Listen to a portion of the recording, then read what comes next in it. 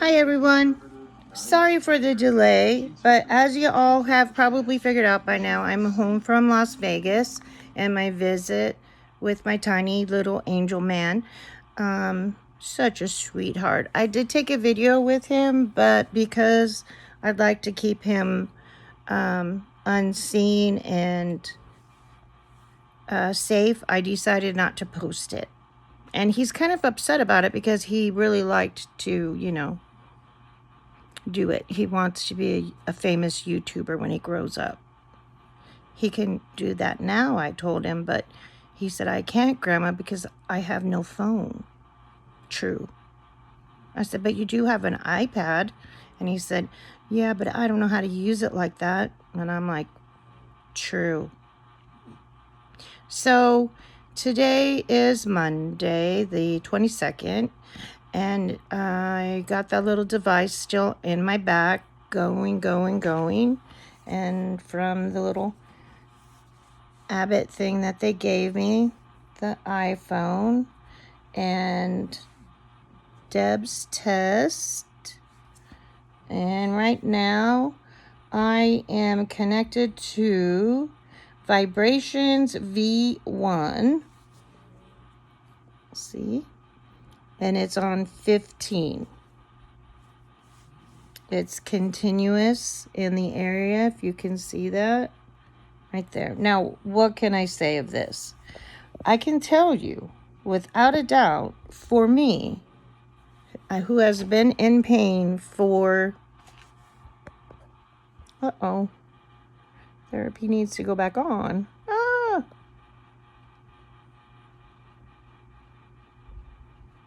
Here we go. Patient controller.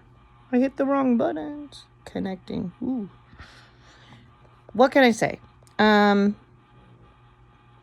It is, without a doubt, working. I can feel no pain in those areas that were constantly painful. First of all, I don't think that my doctor understood how much pain I was in. I knew it, but when you're trying to tell someone that you're constantly in pain, they think, if they've never been through it, they can't even imagine it. My constant pain was in my tailbone and up, but most of it was in my tailbone to the point where it hurt so bad all the time, no matter what I was doing. Standing, sitting, and I couldn't even sit. I haven't been able to sit on a flat surface in years. I'm still slanted to the side because I have to reprogram my brain and my body to sit like a normal person. So therapy, I start that on Friday. Physical therapy, not mental therapy. I'm always in mental therapy.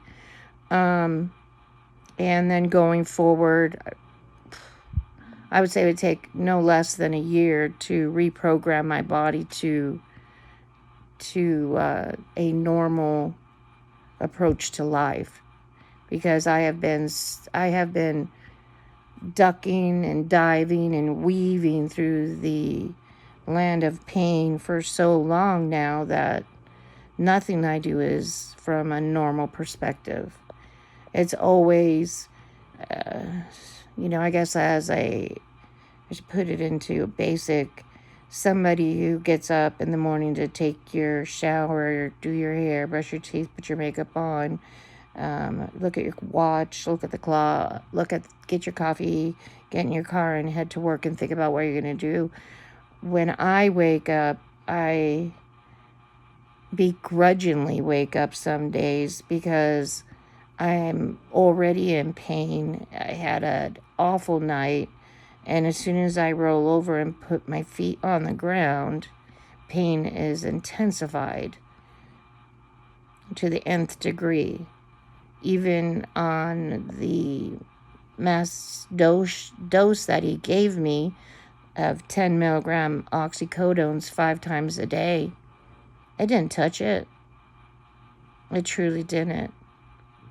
It might have made my brain foggy enough to not give a care sometimes, but as far as stopping it for an hour to 2 to 3, never.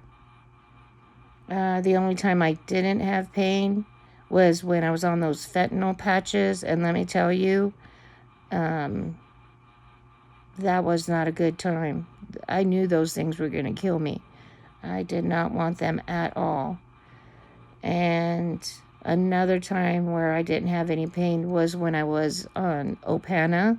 I've explained this, I think, before. And I took one tablet in the morning, and then I had Dilaudid tablets. I believe I had 2 milligram tablets or 4 milligram tablets, and I cut them in half. And I was allowed up to 4 of them a day, but I rarely took them because the Opana really worked very well. And I thought I'd finally found the one thing that was helping me, and then they freaking take it off the market, and I go on Suboxone, and that stuff is god-awful. Good Lord. That's probably the worst medication I've ever taken besides the fentanyl. And I've explained it to y'all. It took me a year of withdrawals. Even while I was on another pain med, I still felt like I was going through withdrawals from Suboxone. You could taste it in your mouth, the metal taste, your skin smelled differently. It was, your taste buds were all messed up from having to have the film in your mouth. It was nasty, and I mean nasty. Major hot flashes off and on through the day, sweating profusely for no reason. Anxiety came with the hot sweats too. I was like, that is, if that's how they help people get off heroin, now I know why it's hard for people to get off heroin. You know, even though I went from 5 to 6 tablets a day, I'm down to 3 to 4. But I'm not going through withdrawals like I thought I would. I don't know. Maybe the stimulation in my spinal cord? Who knows? I don't pretend to know anything anymore about my back because I know nothing. All I know is that I'm sitting on my bum, and I haven't been able to sit on my bum in a very, very, very long time.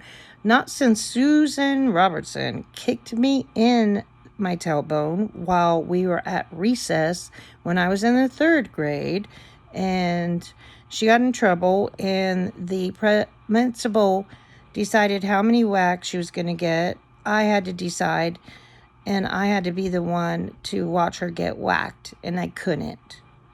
Once she got one whack, I made him stop and said, no more, I don't want to be. It's not okay. And then her and I became best friends. And she had a monkey that lived in her backyard on a chain.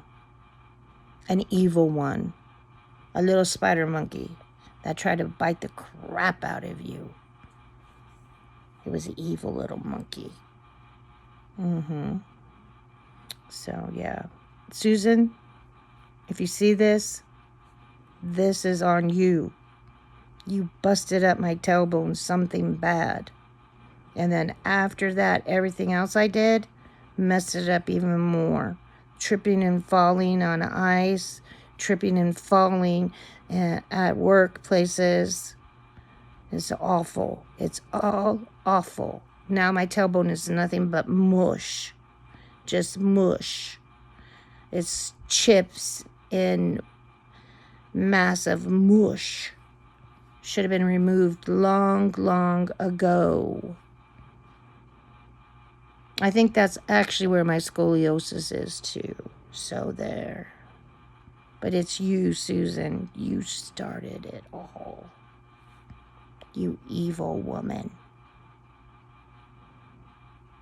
I should have let you go all 3 whacks instead of just 1. So they're going to take the wires and stuff out on Wednesday. And then we're looking to shoot for mid-August or mid-September for the placement of the permanent device. And I'm looking forward to that. I'm looking forward to that because I'm going to be able to do so many more outside adventures. And I got to the point where I was giving up. We had rented a scooter for me at Legoland. And I had stopped trying. Because what's the use of trying when you know that it's just going to end up in pain? There's no use. And I'm glad I finally found this. I'm glad that my insurance company finally okayed it, because many times it was denied. So I'm looking forward to the next step. And like I said, I start physical therapy on Friday, so we'll see what goes on there. See how far I can get back down on my weight and stuff. And that'll be nice. And, you know, it seems like summer's already over, but it really just began. Yesterday was like the first day of summer, it says. So, wow. Nothing exciting is on our list except for the gem filled with Tiny Man. Tiny Man, me, and Papa are going to gem filled to dig up gems and wash them out with water.